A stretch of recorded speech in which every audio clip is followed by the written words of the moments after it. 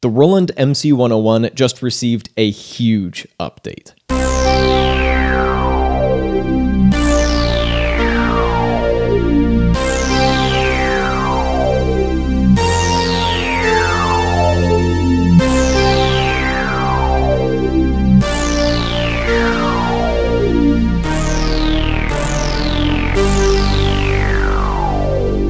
What's up, and welcome back to Gabe Miller Music. The Roland MC-101, MC-707, and VerseLab MV1 grooveboxes all just received firmware updates, bringing them closer together and making them more cross-compatible, and adding some much-desired new features.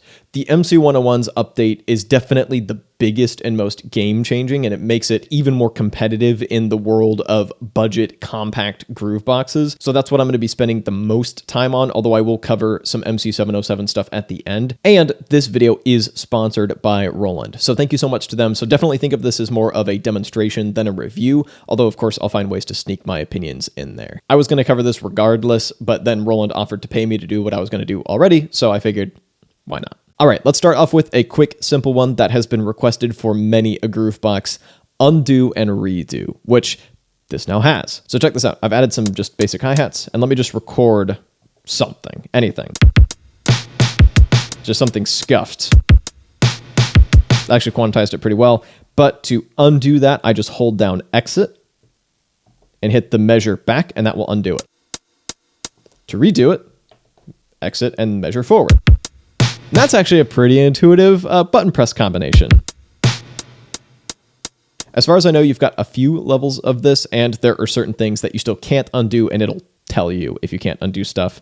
But regardless, this is so nice to have. Up next, let's jump into a feature that's going to take quite a bit longer to go through, but it will be well worth it. The partial tone editor, which is a way bigger deal than the name makes it sound. Basically, we get pretty much unfettered access to the underlying synth engine in the MC-101, bringing it, in a way, up to the standard of the MC-707 as far as sound design from scratch and sound editing is concerned. It's definitely menu divey. It almost gets into the realm of the ridiculous, but getting hands-on, in-depth access to the synth engine on a device this small and budget with a sound engine as good as this Encore sound engine is a big freaking deal. It makes the MC-101 a lot more competitive in the current groovebox game. So let me show you how this works. So as you might have guessed, the beat that you heard in the intro uses custom patches that I designed completely from scratch just on the MC-101. Bring in another patch.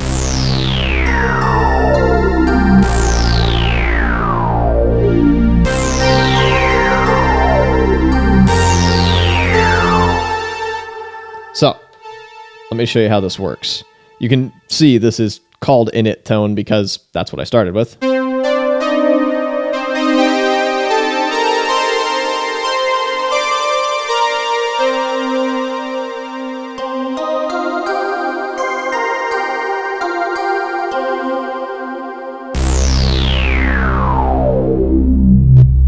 And admittedly, these are fairly simple sounds, but hopefully they will be a decent demonstrator on what this thing is capable of. So if you hit shift and then sound and scroll forward one, now you have access to partial, which is the in-depth sound editor. And you are greeted with a bunch of stuff. So let me walk you through these one by one. And once again, I am well aware of the relative absurdity of menu diving this much to design sounds from scratch on a device this small. It gets a little bit silly, but I'm still really glad that we at least have the option to. And because it's behind this menu, if you're new to the MC-101, you can just avoid it if you find it intimidating at first. But having dove into it, it's actually not that bad. Like, for reals. The sound design on the MC-707 is fairly menu divey anyway, so this actually goes a surprisingly long way towards kind of lessening the gap between this device and its much more expensive older sibling. So let's go through these one by one. First of all is the global stuff. This is things like the octave. And you'll notice if I turn a knob, it adjusts that parameter, which is definitely more hands-on than it could have been if you had had to hit the value knob to get to other stuff.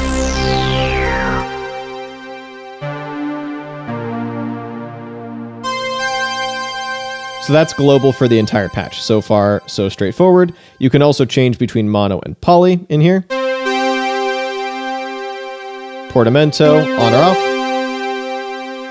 And portamento time. In this case, I'm just going to turn it all the way to 0 and just, for good measure, turn it off.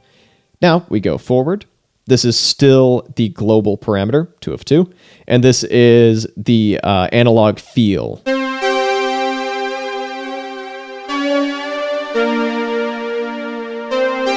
For patches like this, I typically like to park it in the 30-ish range.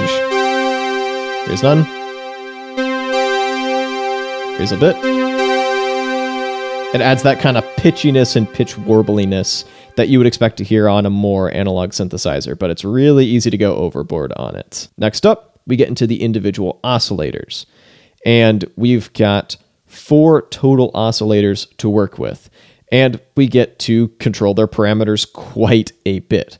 So for this specific patch, here's what I've got. I've got the oscillator set to PCM. Oh no! See, I messed it up. That's a thing you can't undo, which is very unfortunate. But regardless, let me go back into partial here. I can change my oscillator type. We've got supersaw. We've got noise, which I pretty much never use. We've got PCM, which is actually a bunch of different kind of oscillators, so I can choose the wave type.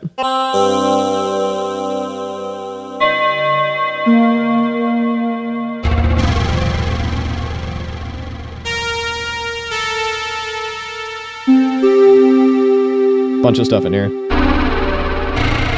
Some of it rather weird. This is just a bunch of different oscillators. Synth strings.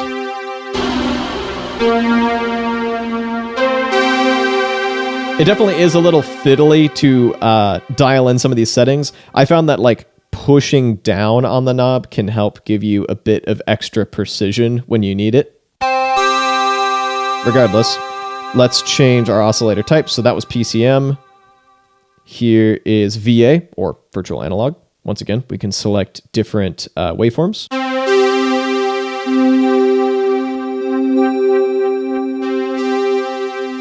In this case, I'm using the Juno waveform, because of course I am. And you've got full access to pulse width and pulse width modulation.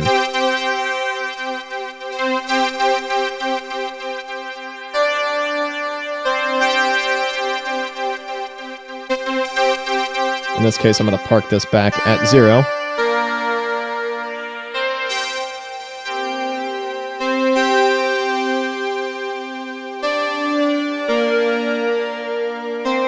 And finally, all the way to the left is just PCM with no modifier, which you can use to assign a sample, which is quite neat. We're not going to do that for now, though. So now that we've selected our oscillators and its primary characteristics, we can modify stuff about it. For instance, we can just turn it on or off, which, by the way, by default, it says off, but it turns it on by default, so you might have to go in here and like flick it back and forth to actually get on and off to mean anything. You can hear that main oscillator kick in. We've got coarse tuning. Oof. Once again, this is where holding it down kind of helps get you some extra stability. Yikes. Fine control as well. I'm not going to mess with this for now. And the overall level of the oscillator. So you can mix between them. And then, as I've mentioned, I have multiple oscillators. And in this case, I'm using 2, but I can bring in more. Make this one an octave up.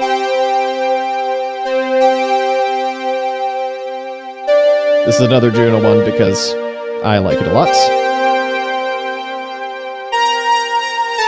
And as you might have noticed, you can also change how oscillator 1 and 2 and oscillator 3 and 4 interact with each other. So if I go in and change this, you've got different forms of mod, sync, have them just kind of like idly stack, all that kind of stuff. Ring, which is very cool to see.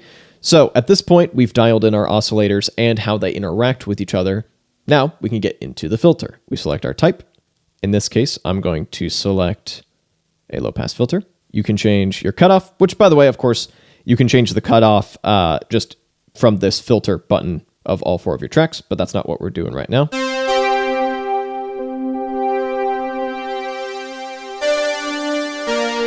You can change the resonance.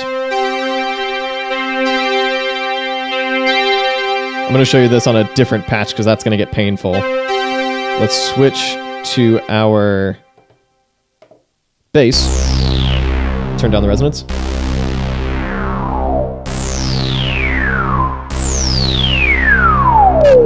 And in fact, this is a much better demonstration for the filter, so let's keep going with this. I should also mention, for this bass patch, I have gone in and layered multiple different kind of saw stacks on top of each other at different octaves and at different kind of girth levels. Regardless, the filter is the focus here because it's doing that big old filter sweep. So the final parameter of this window is the envelope depth. So right now it's at like nothing, and so you're basically just hearing the low pass filter clamping down on the entire sound. Or the other way. Which is not really going to do anything at all. We can also change the type of filter.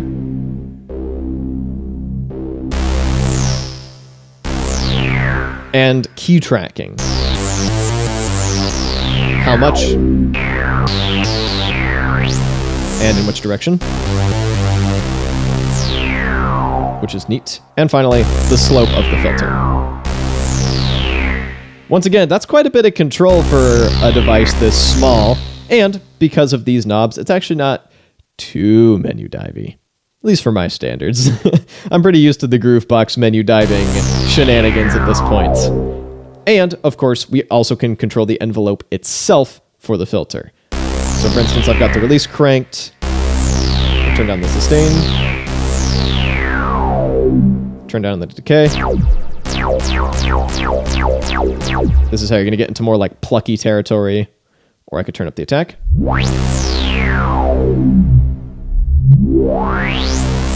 Of course, I wish there was a more visual way to interact with the ADSR, both for the filter and for the amp. But given that this screen is like a 2-line little thing, it's understandable that that's not a thing we're going to get. And like I mentioned, we also have the amp itself. So if I turn this release down, there's some effects on here, but you get the idea.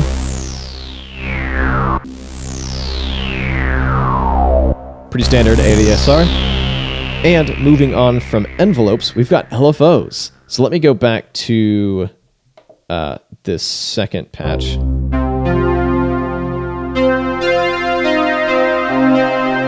So in this case, I have the wave set to a sine, and I've got the LFO sent to the pitch a bit, but slightly subtler than that. And then here I've got the fade turned up a bit. So it takes a bit for it to kick in. So it's a bit of like vibrato that doesn't kick in immediately, which is nice. And that's obviously a bit much. I want to keep this subtle so that it doesn't sound stupid. And you can also send it to things like pan. That's what I have done for this patch right here. I've sent LFO1 to pan, so it kind of bounces back and forth in your ears a little bit. And you have access to 2 LFOs. Then there's a dedicated EQ as well. You can choose whether or not the EQ is on, and then the volume of each band, and then what frequencies those bands represent, and then just a global Q value. It's a bit of a bummer that that's global, but once again, this is partial, which is underselling it a bit, but it's also kind of managing expectations. You can't do literally everything with this, just a whole lot of things. And matrix stuff that, to be honest, I have not dove into fully yet, but you can get pretty deep with this thing. And also velocity sensitivity. So if you're doing some programming where you're changing the velocity, because remember, these keys are not velocity sensitive, but if you program in velocity changes, or if you're playing with an external MIDI keyboard, you can change how different parameters respond to different velocities, for instance, cutoff. So that is a quick-ish look at the partial tone editor, aka the nearly full sound design editor. And I should mention, These first two sounds, the kind of oldie-timey keys thing and the bass,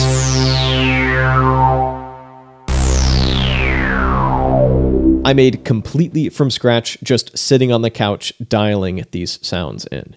And this last sound started life as a random tone, and then I was able to modify it until it was unrecognizable from that random tone. So that actually makes the random tone either generator or selector or some combination thereof. I'm still not completely sure how it works. That makes that feature a whole lot more useful, because before you couldn't modify the sound much. You were just kind of stuck with what you got. So if you got something that had some potential to be cool but wasn't super usable, you're just stuck with that.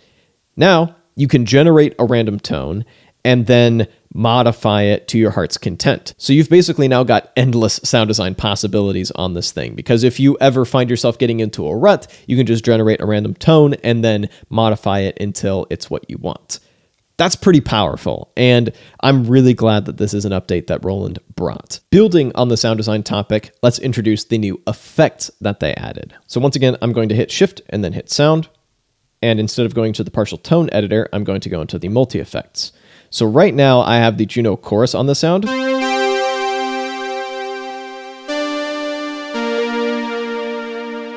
But let's switch this out for one of the new multi-effects, and there are 3 new ones. First off, the phonograph.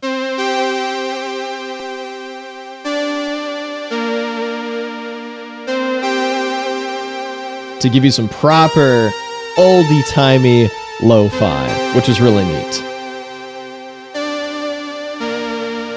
That's a bit distorted for me.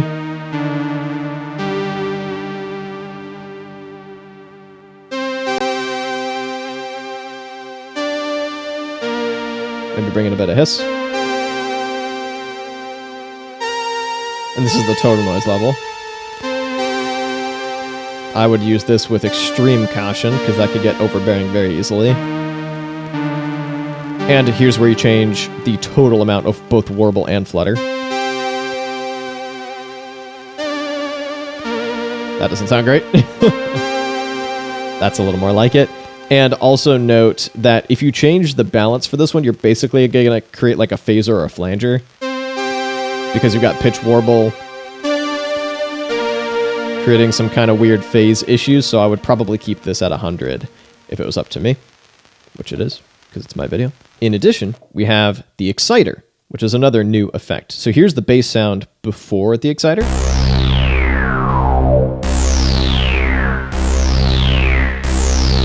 That's with the exciter. So it basically adds harmonics to hype a sound up further. Not super mind-blowing, but nice to have. And finally, the JD Multi.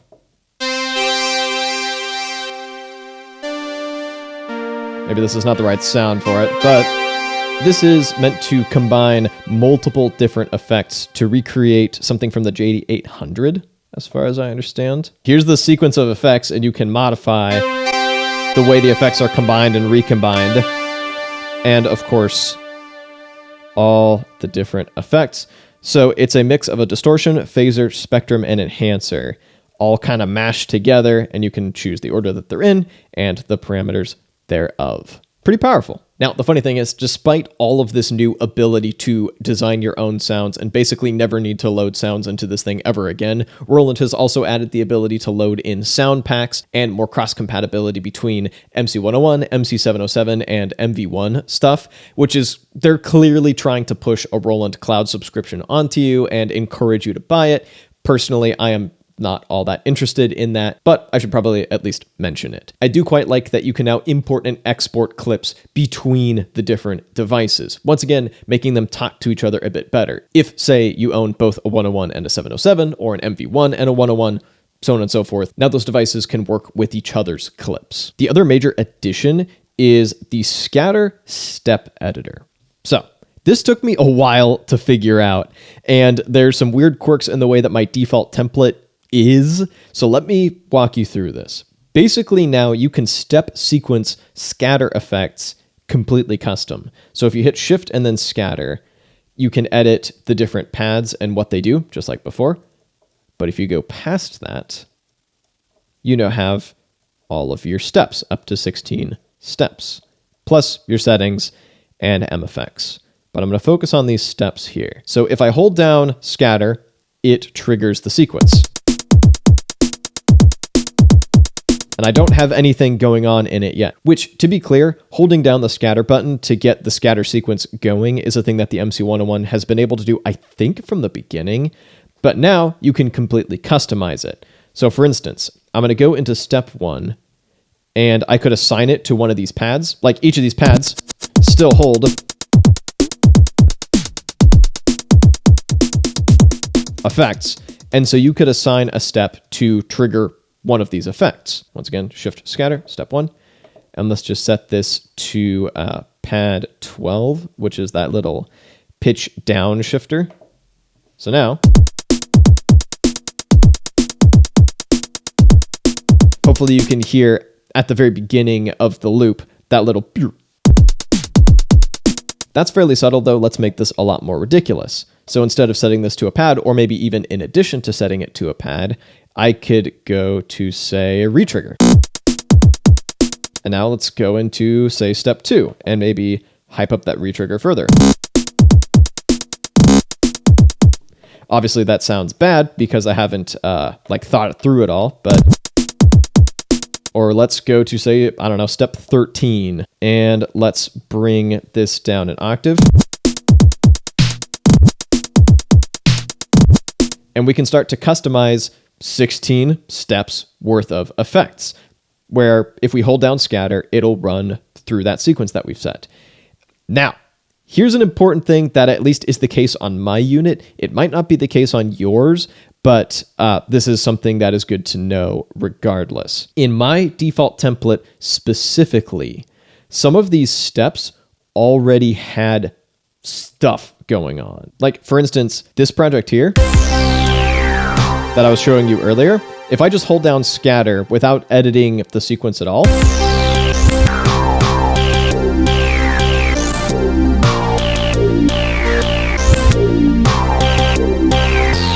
there's already stuff in there. I didn't edit any of this. It was already doing that. And you can even see, for instance, that on step 6, reverse was already turned on. Or if I go to one of the later steps, I believe like a bunch of them, grain, which is at the very end, is turned on for a bunch of them. So literally, to get this to like its default neutral state, I had to go into every single step, all 16 of them, and say, turn down grain.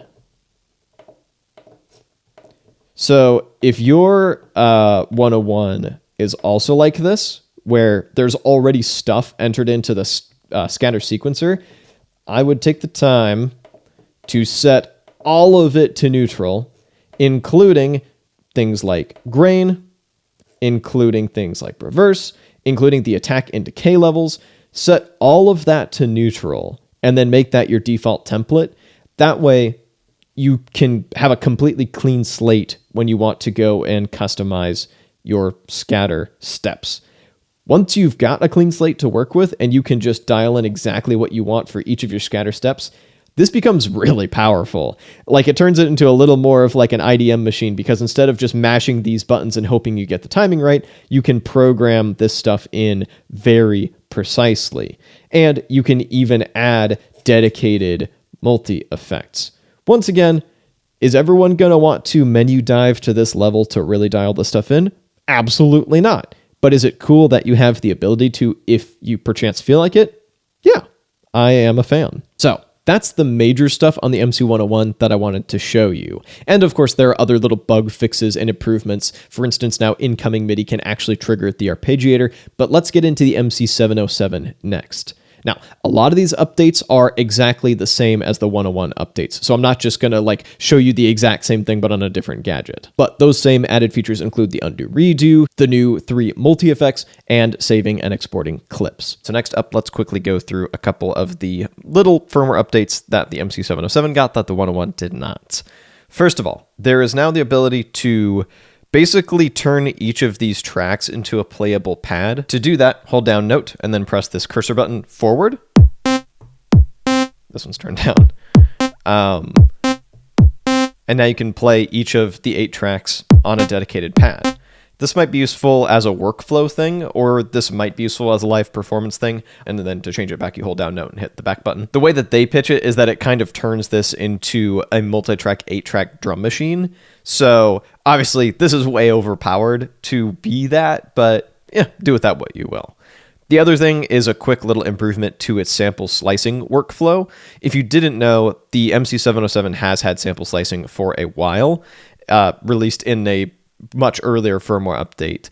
So the normal sampling workflow consists of plugging an external device into the audio inputs of your 707, and then you can go to sound, go down to record, and it brings up this little recording thing, change your input volume, and hit enter, or there are a few different ways that you can start the recording. In this case, I just recorded an old track of mine just straight off of Spotify into the 707. And then you can activate its sample slicing mode. You can choose between hard, mid, or soft slicing. I went for the mid option, which worked adequately for this track.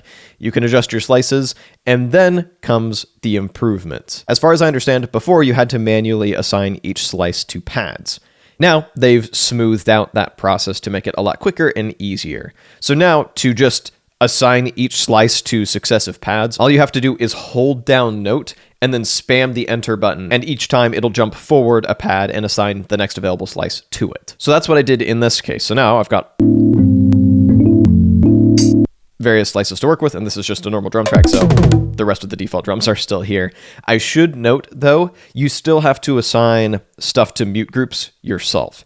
I really wish they had added like a toggle to be like, add to mute group while we're at it, but regardless, it's still fairly easy to just go into Shift, Sound, go to Pad Edit right here, hit Enter, and then while in the Control tab, scroll down to Mute Group. That seems like a lot of steps to get there, and so in this case, I'm just going to send everything to Mute Group 1, but once you're there, you can just select the next pad, and it'll trigger the menu for that. And so basically, you could just assign, say, everything to Mute Group 2. Whoops. In one go, you're good to go. You don't have to worry about it anymore. So now, here's my little sample chop over a drum part.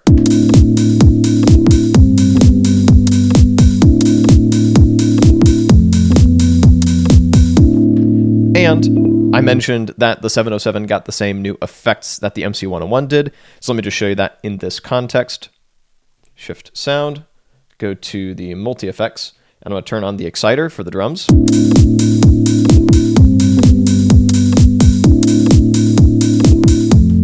And select this track. And I've added the phonograph to my little electric piano sample.